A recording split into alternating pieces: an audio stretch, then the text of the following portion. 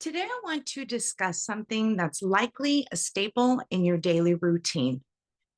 It's in your morning coffee, lunchtime snacks, and evening desserts. While it may add a sweet touch to our lives, the bitter truth is that sugar is not as innocent as it seems. I believe there is a significant and urgent issue with the overconsumption of sugar.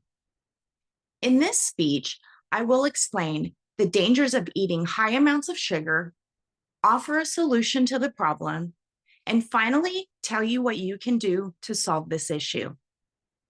Many foods and beverages we consume contain high amounts of added sugar, which poses a risk to our health.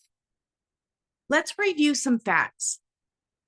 According to an article by the American Heart Association titled, "How Much Sugar is Too Much?" Adults, young adults, and children in the US consume on average 17 teaspoons of added sugar every day, more than 2 to 3 times the recommended amount. This adds up to around 60 pounds of added sugar consumed annually. That's 6 10-pound bowling balls. That is an astonishing amount of sugar that the average person eats each year. It's not hard to believe why. Sugar is in a lot of stuff. It's in obvious treats like cookies, cakes, and candy, even less obvious foods like bread, sauces, and salad dressings. Sugar is also in so-called healthy foods like cereal bars, yogurt, and smoothies. So why does sugar pose such a significant risk? According to a January 2024 article by the US Center for Disease Control and Prevention titled, "Get the Facts, Added Sugar," consuming too many added sugars can contribute to serious health problems such as weight gain and obesity, type 2 diabetes, and heart disease. This underscores the severity of the dangers of sugar, which can lead to long-term health problems. In an article published in the Nutrition and Cognitive Function Journal titled "Diet-Induced Cognitive Deficits, the Role of Fat and Sugar, Potential Mechanisms and Nutritional Interventions," sugar impairs cognition, memory, and mood. This confirms sugar's negative impact on our brain and emotional health. According to the American Heart Association's "How Much Sugar is Enough" article, men should consume no more than 9 teaspoons of added sugar per day. Women should consume no more than 6 teaspoons per day. To put that into perspective, a regular can of soda contains 10 teaspoons of sugar. My findings showed that research consistently indicates that consuming excessive amounts of sugar puts our health at risk. I would like to mention that the natural sugars in fruit differ from refined sugar and are considered part of a healthy diet. Fruits provide essential nutrients, vitamins, and fibers, and are a natural energy source.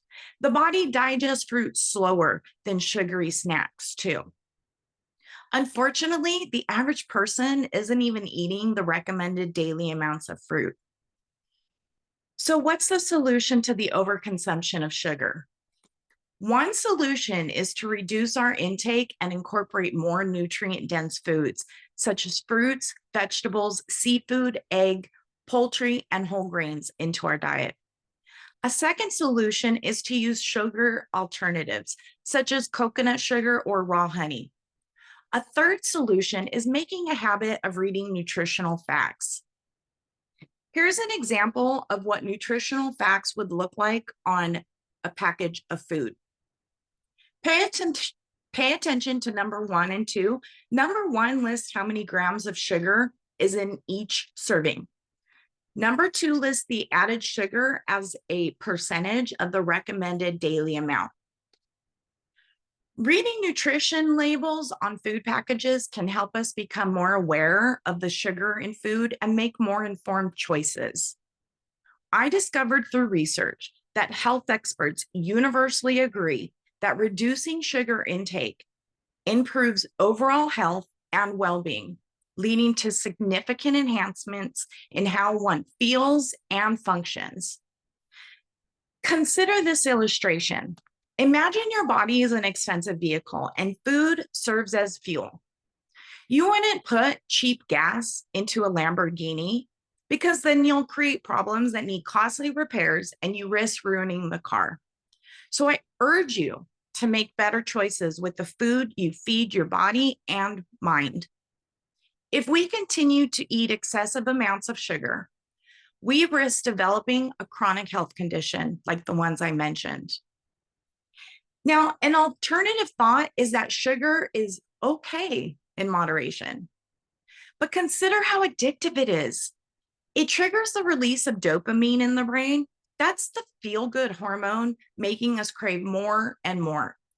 It becomes similar to addiction like that of drugs and alcohol, making it incredibly difficult to cut back once we're hooked and makes us feel worse the more we consume it. Visualize this notion. If we continue to overconsume sugar, the rates of diabetes, obesity, and heart disease will keep rising. More people will be sick. Healthcare costs for ourselves and our loved ones will be higher. We can help reverse this trend by addressing our sugar addictions and committing to healthier eating habits. Once again, I want to encourage all of you to reduce your sugar consumption. Read food labels, choose no sugar added options, and use sugar-free sweeteners, and eat more nutrient-dense foods. While sugar may appear innocent, we've uncovered its real dangers today. By being mindful of our sugar intake and making healthier choices, we can safeguard ourselves from health issues and enjoy a happier, more active, and energized life. Thank you for your time.